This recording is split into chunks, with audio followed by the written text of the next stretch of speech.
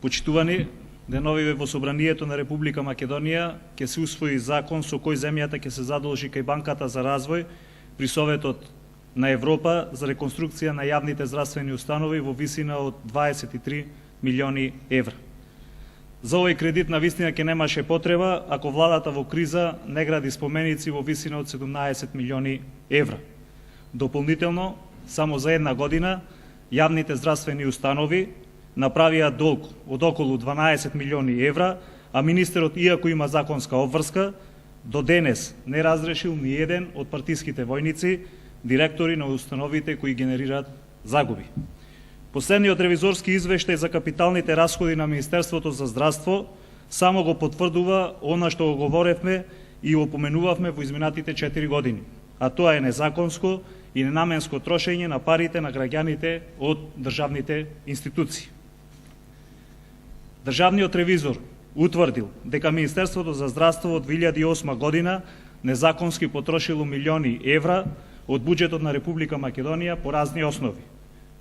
За подсетување, ВМРО ДПМН во 2006 година ја замајуваше јавноста со реформи во здравствениот систем. Последниот ревизорски извештај целосно ги демантира. Никаде ги нема 150 милиони евра ветени инвестиции, никаде ја нема медицинската мапа, во 2010 година ќе нема реконструкција на 42 јавни здравствени установи, согласно ветувањата на министерот, а тендерите се добиваат спротивно на Законот за јавни набавки. Најконкретен пример за неспособноста на владата во водењето на политиката во здравствениот сектор е набавката на камерите, која вреди повеќе од 1,1 милиони евра. Не само што Министерството не обезбедило транспарентност и објективност во тендерската постапка, туку непромислено потрошило народни пари за да наруши правото на приватност на пациентите. За подсетување, Дирекцијата за заштита на личните податоци своевремено побара голем дел од овие камери да се отстранат, дислоцираат или пренасочат, бидејќи со нив се нарушени основните човекови права. За да не кажат од ВМРО ДПМН дека наводно фабрикуваме шпекулации, лаги и полувистини, слободно нека го прочитаат конечниот извештај на овластениот државен ревизор.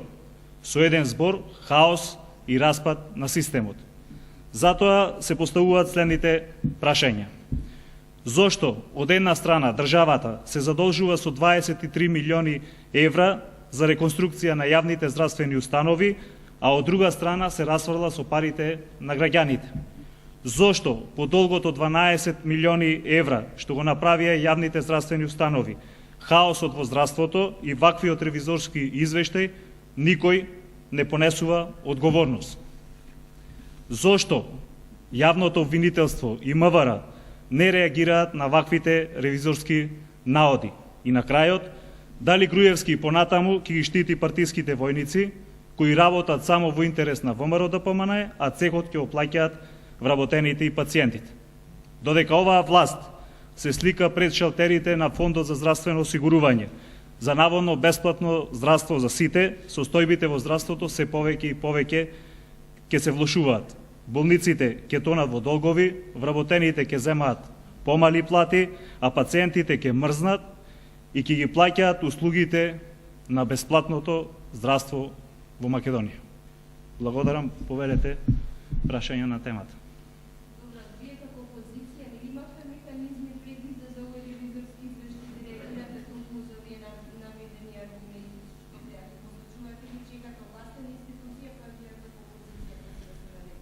Бидејќи ВМРО ДПМН е често на наводите кои ги или тврдењата кои ги посочуваме во јавноста, не обвинува дека ние шпекулираме, дека пласираме полуневистини и шпекулации, најдобар доказ за тоа како работат државните институции се државните ревизорски извештаи.